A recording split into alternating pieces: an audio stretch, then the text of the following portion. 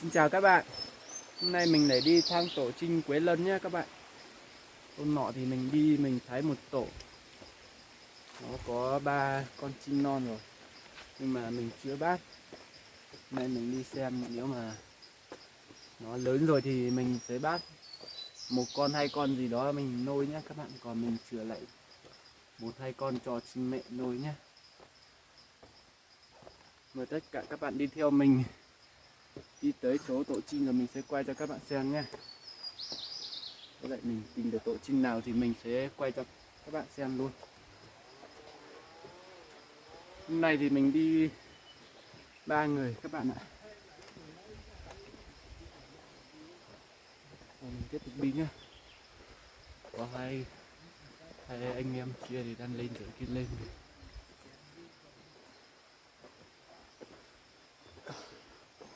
Đường chỗ này thì dốc quá, đi cũng mệt.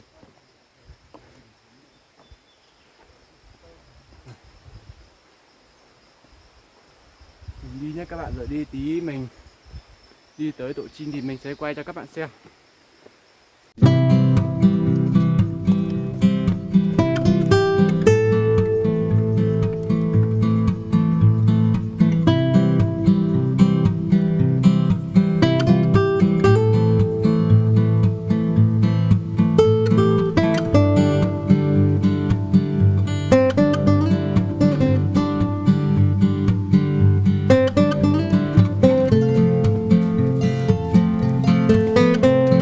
Đã đi tới một tổ chim đầu tiên nha các bạn nhé.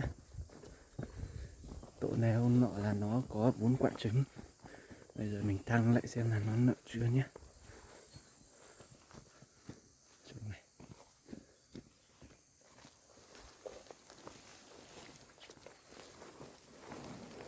Đây. Tổ này.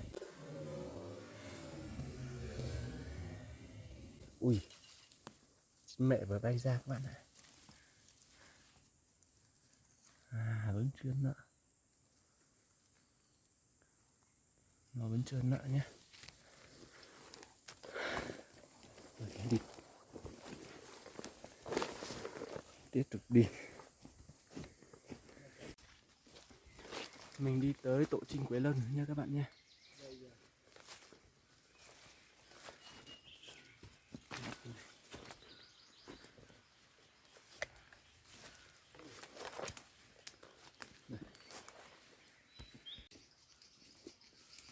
Đây tổ chim đây các bạn. Tổ chim Quế Lân nhé. Đây. Tổ này.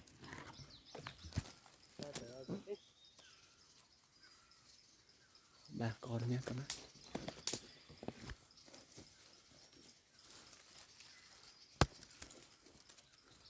Ba con chim với ăn non. Giờ mình bắt về mình cũng có nuôi nữa. Để đấy nhé các bạn, mình không bắt đâu. Để sau này nó lớn tí đã. Mình đi tới đây mình để phát hiện một tổ chim ở đây nữa nha các bạn nha. Để mình quay cho các bạn xem này. Ba quả trứng nhé. Video mà hay như này các bạn xiên ấy, bạn không like chia sẻ thì rất tiếc. Đây. Bây giờ mình lại tiếp tục mình đi tìm tổ chim mới nha các bạn. Đi đây. Mình lại đi mình tìm tổ mới thì mình quay cho các bạn xem.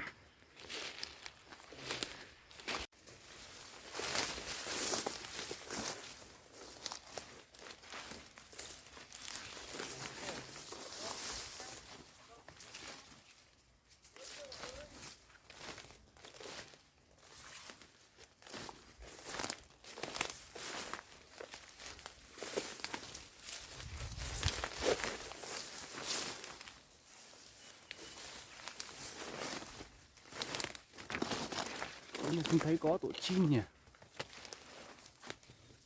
Mình kiếm xem là có không nhá.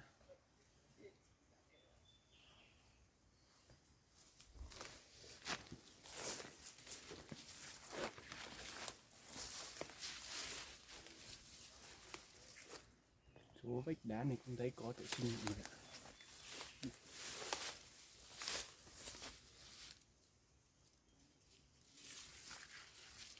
có.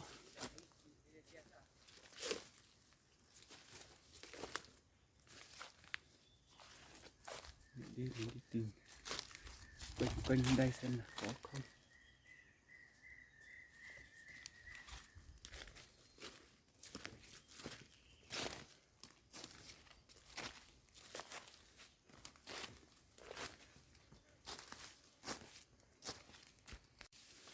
Mình vừa phát hiện một tổ chim quế lân này các bạn này. Giết tiếp. Nó không lấy à? Tổ này bọ đúng không các bạn? Nè. Tổ này bọ rồi. Cái gì cá? Bọ trứng này. Có con gì đó nó phá hết trứng nó rồi nhá. Mình đi kiếm lại tổ mới này. Tiếc thế nhỉ? Cả tổ nào cũng toàn bị cái gì đó phá.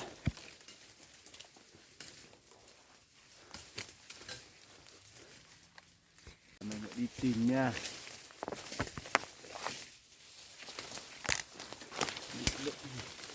Khó đi quá. Nhiều cây cọ khắp nơi ở đây.